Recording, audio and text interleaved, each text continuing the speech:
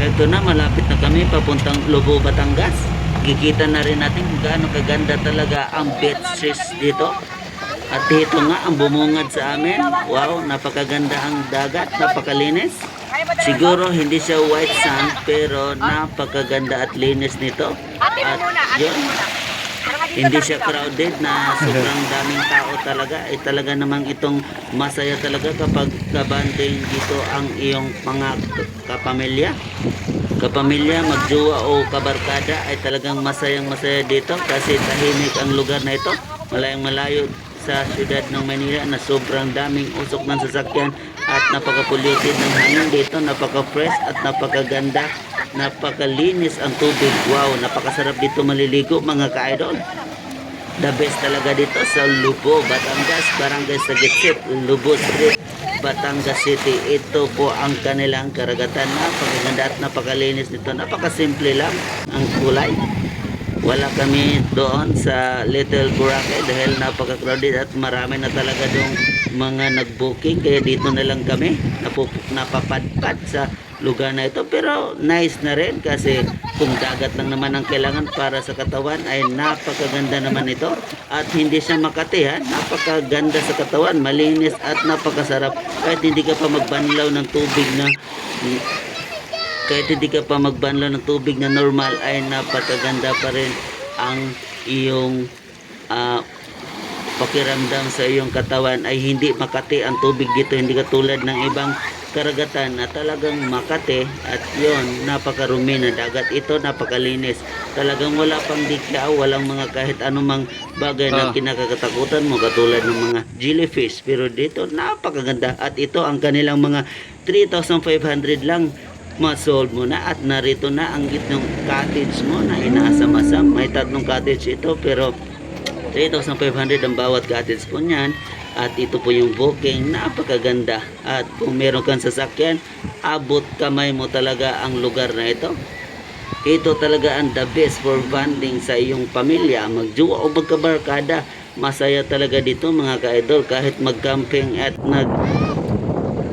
create kayo ng activity sa lugar na ito ay talaga namang ito napakatahimik ang lugar na ito ay talaga naman mas the best sa inasahan pero hindi naman din katulad ng iba na talagang napaka white sand pero ito siya simple lang. Ito na, naliligo na sila para nag-enjoy na talaga ang mga bata dahil sa Ligo, sige, ligo! sabik na talaga silang maliligo sa loob ng 5 years. Ito pa nakaligo sila ngayon dahil ito na ang panahon namin para sa aming pamilya dahil sobrang busy talaga sa trabaho. Pero ito na mga ka-idol 3,500 lang na booking mo na ang lugar na ito at yan, napakagandang lugar na yan. At ito po yung baby namin naglalaro ng buhangin at yan ang makulit naming chikiting. Ito ang buhangin lang niya ay brown lang siya at napakasimpleng kulay na bato siya, maliliit ng mga bato-bato pero eto na yun si Pilo. Ayan, nasa malayo na siya na malalim po yan, hindi po basta-basta dyan. Kung hindi ka marunong lumangoy wag kang astang pumunta dyan kasi malalim po yung lugar na pinuntahan niya. Yan po ay sobrang lalim kaya kailangan magaling ka dyan pong lumangoy para maabot mo yung lugar na yan at uupo ka dun sa taas at talagang napakasaya, makikita mo ang lahat ng nasa paligid. At ito mga kabataan, ayan, naliligo na po sila mga ka-idol. Ayan, napakaganda at napakalinis talaga ang dagat na ito. Wow, sobrang sarap para sa katawan. Kahit hindi ka pa magbanlaw ng tubig na normal ay talaga naman napakaganda sa katawan ang dagat na ito. Blue, kulay green, ayan po, napakalinis po at wala po mga dikya kahit ano pa mang bagay na kinakatakutan mo dahil ito po ay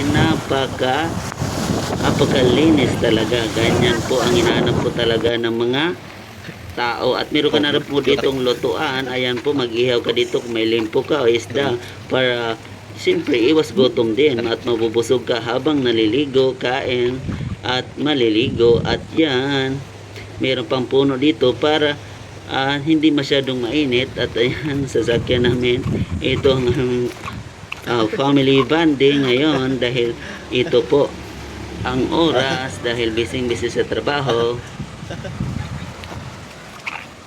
Oh.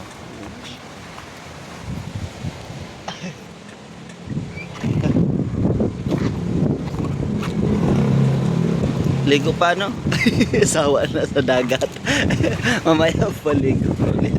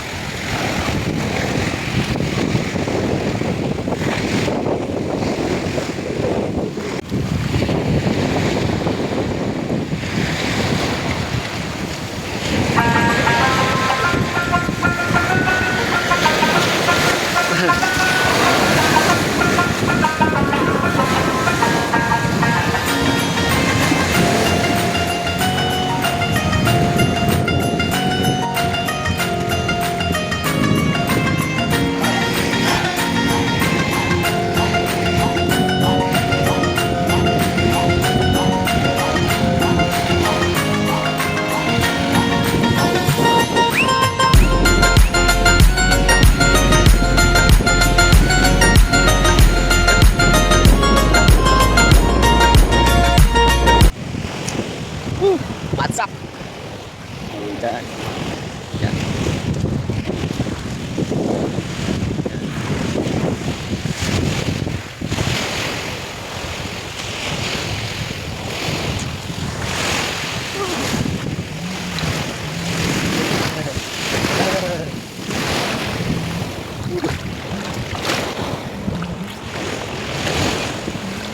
Ganito po talaga kaganda ang kulay, napakaganda at napakalinis ang karagatan ng Batangas, mga ka-idol. Ganito po ka sarap maligo pag ganito kalinis at hindi po talaga makati sa katawan ang tubig nito. Kita nyo naman kung gaano kalinis talaga, ganyan po ang karagatan sa Batangas. Napakaganda po ang kanilang beach at talagang komportable ka talaga dahil tahimik at hindi mo nasaan. Ayan, kain na po tayo ng salad at para hindi iwas gutom na rin, mga ka-idol. Ayan, andyan na po ang pagkain. Inihaw na rin po at mga bangos. Ayan po, kain na po ng salad para rin magiging masaya lalo. At syempre sa 3,500 mayroon ka na ring CR na malinis dito, mga ka-idol. Ito po, napakalinis po ng kanilang bowl. Talagang napakalinis, ha. May tubig, wala kang problema sa tubig at CR. Mayroon, kompleto po yan. May lutuan, may CR. Mayroon po lahat yan. May higaan po yan. At mayroong kwarto kang na pwede kang matulugan. Pwede mong matulugan, mga ka-idol. Kaya booking na dito sa Barangay Sagitsit, Lubu Street, Batangas City. Ito na po ang lugar. Napakaganda at napakalinis. Hindi crowded, ha. Talagang masaya dito. Magbanding pamilya, kabarkada at mag-partner, mag-jowa, kahit ano pa man. Basta't kayo magsama, halina't sa Batangas City.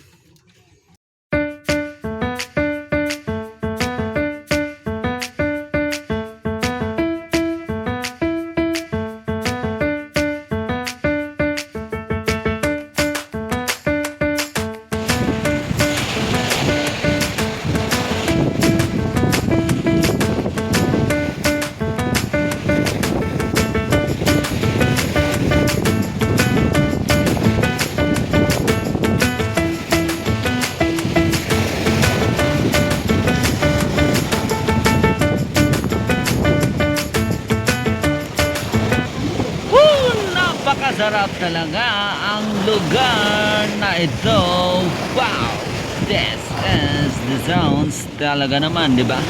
Napakaganda. Ito yung pwede ka magre-rent niyan, ha? 200 pesos per head at pwede ka sa kabilang isla ko po, mga idol. Ayan po. Napakaganda at napakalinis talaga ang beach na ito. Napakasarap maligo talaga naman. Walang kataw-tao. Hindi crowded.